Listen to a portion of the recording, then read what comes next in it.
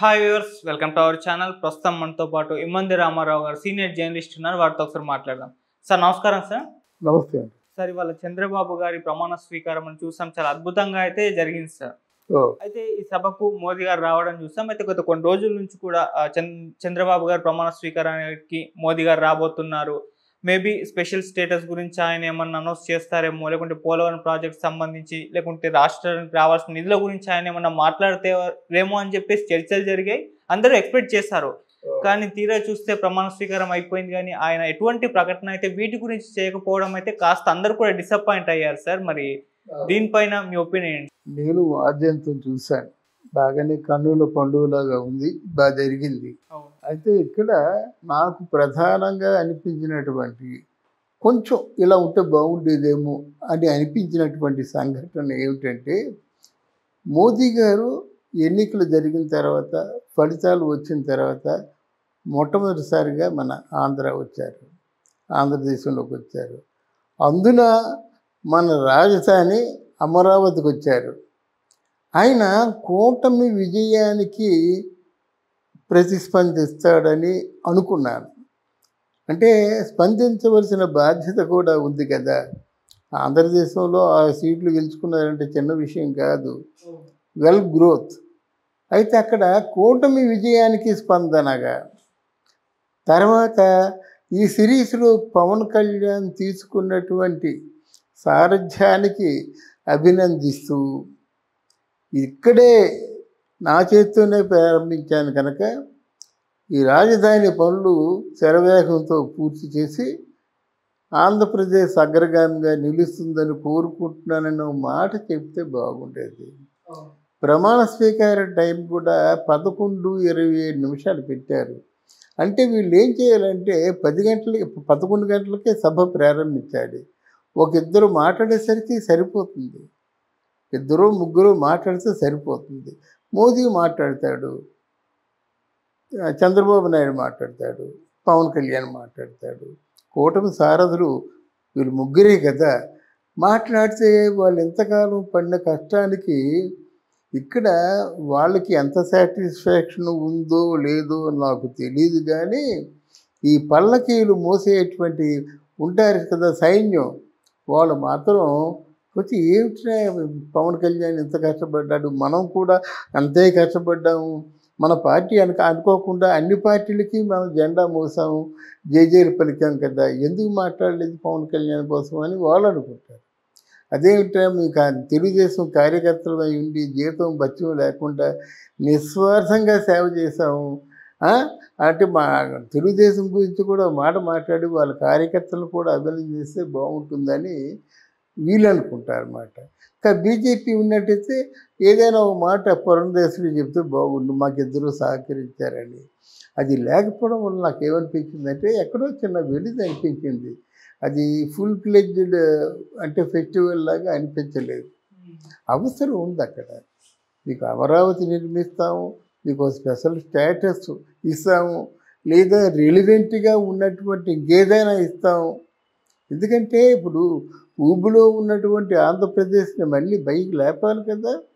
మీరు don't worry, ఈ గడిచిన కాలం ఏదో జరిగిపోయింది, అంతకు మించినటువంటి కాలం రాబోతుంది అనేటువంటి భరోసా మోదీ ఇస్తారనుకున్నాను, కానీ ఇవ్వలేదు. అది మాత్రం వెల్తిగానే ఉంది.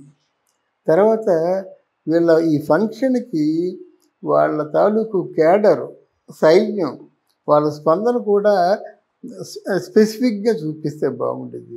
ఆనందం అంతా వాళ్ళదే కదా, ఎన్ని రోజులు పెట్టి కష్టపడుతున్నారు, వాళ్ళు ఫోకస్ చేయలేదు, ఎక్కడ ఎలివేట్ చేయలేదు అక్కడ. అలాగే చంద్రబాబు నాయుడు కూడా ఒక 2 నిమిషాలు, పవన్ కళ్యాణ్ 2 నిమిషాలు, మోదీ ఒక 5 నిమిషాలు మాట్లాడితే మనకు కావాల్సినవి ఏమైనా దొరుకుతాయేమో అని ఆశిస్తాం కదా. మనకు కావాల్సింది ఏమిటి? Special status. మనకు కావాల్సింది ఏమిటి? అమరావతి నిర్మాణం. మనకు కావాల్సింది ఏంటి? పోలవరం డ్యామ్. ఇవన్నీ జాతీయ అంటే కేంద్రానికి సంబంధించిన ప్రాజెక్టులు కదా, వ్యవహారాలు కదా. వాళ్ళ దగ్గర నుంచి కొంచెం భరోసా వస్తే మనకి దాన్ని ఏమంటారు, టేక్ ఆఫ్ అంటారు. ఏదైనా ఫ్లైట్ టేక్ ఆఫ్ను బట్టే ల్యాండింగ్ కూడా చెప్పేయచ్చు. ఎవరి ఉపన్యాసం అయినా సరే ముందు ఎలా మొదలుపెట్టాడో ఎలా ముగిస్తాడో కూడా చెప్పొచ్చు మనం. అలాగా ఈయన కూడా ఆ టేక్ ఆఫ్ బాగుండేది. ఈ ఫంక్షన్ తాలూకు ఆంతర్యం ఇదే. ఇది సంబరాలు చేసుకోవలసిన సమయం అయినప్పటికి కూడా వాళ్ళు ధరిస్తున్నవి మంత్రి పదవులు కాదు, ముళ్ళ కిరీటాలు. చాలా బాధ్యత వాళ్ళకు ఉంటుంది. ఎందుకంటే మీరే అంటున్నారు అవినీతి జరిగిందని, మీరే అంటున్నారు ఖజానా పూర్తి ఖాళీ అయిపోయిందని. అది తప్పని చెప్పడం లేదు, వాస్తవమే. కనుక ఇప్పుడు మీరు చేసింది పరిపాలన కాదు, మీరు నిర్వహిస్తుంది బాధ్యత అని గుర్తించాలి. ఇదే ఇప్పుడు సహజంగా ఎవరైనా ఏం ఆశిస్తారు, ఇదే ఆశిస్తారు కదా. అది లేకపోవడం నాకు ఎందుకో కొంచెం అసంతృప్తి. చంద్రబాబు మాట్లాడకపోవడం కొంచెం అసంతృప్తి. తర్వాత ఈ ప్రమాణ స్వీకారం సమయాన్ని ముందే ఫిక్స్ చేశారు, కానీ ఆ ప్లానింగ్ ఒకటి కరెక్ట్గా లేదు.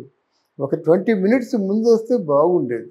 ఆ ఇంట్రోస్ అంటే ఒకటి ఈ కూటమి విజయానికి కారణాలు మాత్రం వాళ్ళు మళ్ళీ మోదీ రాడు కదా, అర్థమైందా? అందువల్ల అది అవాయిడ్ చేసేసరికి నాకు మోదీ ఏం మాట్లాడారు, అమిత్ షా ఏం మాట్లాడారు, ఎవరు వచ్చారు.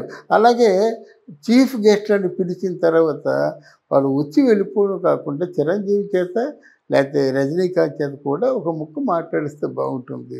ఎందుకంటే 11 గంటలు మీరు స్టార్ట్ చేసి 11:27 ముహూర్తం అంటే ఎవరి మట్టుకు వాళ్ళు సంయమనం పాటిస్తారు. ఉపన్యాసాలు ఇవ్వరు కదా.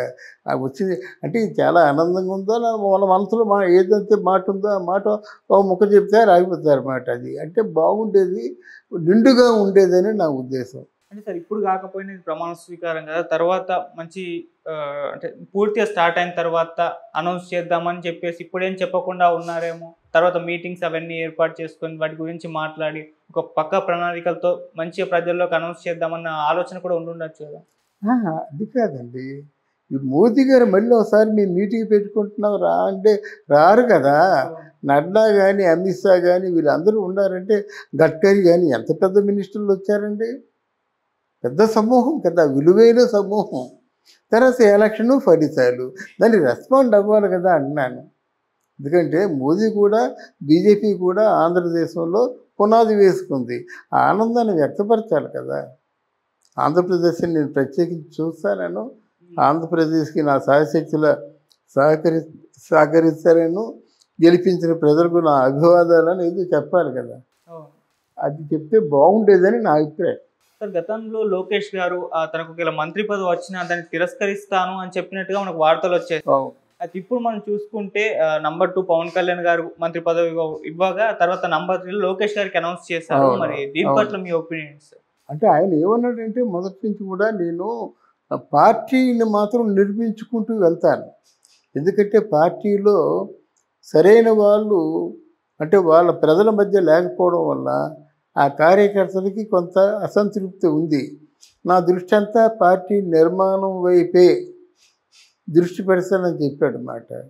తర్వాత ఏంటంటే ఏదో పదవి ఆయనకి ఇచ్చినప్పుడు కూడా వద్దు నీ పార్టీని చూసుకుంటా అన్నాడు.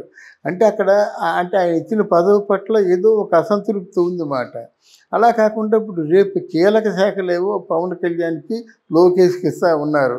ఆ శాఖలు ఇచ్చిన తర్వాత ఆయన రెస్పాన్స్ ఎలా ఉంటుందో చెప్దాము. కానీ ఇప్పుడు నెంబర్ 3 ఆయనే. నెంబర్ 3 అయినప్పటికి కూడా ఇక్కడ కేసీఆర్ పక్కన కేటీఆర్ లాగా ఇక్కడ చంద్రబాబు పక్కన ఆయనే ఉంటాడు కదా. వచ్చిన గెస్టులందరూ ఆయనకే కదా విష్ చేశారు. పవన్ కళ్యాణ్ దగ్గరికి వచ్చి విష్ చేసినప్పుడు కూడా వాళ్ళు 140 మంది ఎంతో 140 ఎంత ఉన్నారు కదా. అంటే వాళ్ళంతా వాళ్ళ బలగం ఎక్కువ కనుక వాళ్ళందరూ తప్పకుండా అధ్యక్షుడు కొడుకు ఆయనే కదా. అందువల్ల మరి చూడడం అంతా హడావుడంతా అంటే నారా చంద్రబాబు నాయుడు ఫ్యామిలీ ఆర్గనైజ్ చేస్తున్నటువంటి ఫంక్షన్ లాగా ఉంది. తప్పు లేదు, ఎందుకంటే వాళ్ళ నాన్న దాంట్లో ఆయన నాన్న ఫంక్షన్లో ఆయన కలగజేసుకుంటే తప్పే ఉంటుంది. కానీ ఇక్కడ రాజకీయాలకి అతీతంగా ఉంటే మంచి పేరు వచ్చేది. అది రాజకీయాలకు అతీతంగా అంటే ఎవరైతే నెంబర్ 2 అనుకుంటున్నామో పవన్ కళ్యాణ్ ఆయనకి ప్రిఫరెన్స్ ఎక్కువగా ఇస్తే బాగుండేది. ఆ సైడ్లో చైరు వేయడం ఇవన్నీ వాళ్ళ తాలూకు అభిమానులకు కొంచెం నిరాశ. ఫోకస్ అక్కడ ఎక్కడుందంటే ఓన్లీ చంద్రబాబు నాయుడు మోదీ వీళ్ళ మీదే ఫోకస్ ఉంది. ఆయన ఏదో లాస్ట్ చైర్ అయిందే మాట ఆ కొసలు కూర్చోవడం వల్ల కొంచెం ప్రేక్షకుడికి కూడా కనబట్టు కదా. చివరిలో కూర్చుంటే ఆ కెమెరా కూడా కవర్ చేయడం అంతా లెక్కేసుకుంటే ఓ 10 షాట్లు ఉంటాయి. అంత పెద్ద ఫంక్షన్లో పవన్ కళ్యాణ్ లాంటి ఇప్పుడు సారథికి శ్రీకృష్ణుడు పవన్ కళ్యాణే అన్నాడు కదా. పవన్ కళ్యాణ్ లేకపోతే కూటమి లేదన్నారు కదా. పవన్ కళ్యాణ్ లేకపోతే నా గెలుపు లేదన్నాడు కదా చంద్రబాబు నాయుడు. ఆ మూల విరాట్కి ఇచ్చేటువంటి ప్రిఫరెన్స్ బాగుందా అని వాళ్ళే ఆలోచించుకుంటే బాగుంటుంది. Okay sir, thank you so much. Thank you అమ్మా, థ్యాంక్ యూ వెరీ మచ్.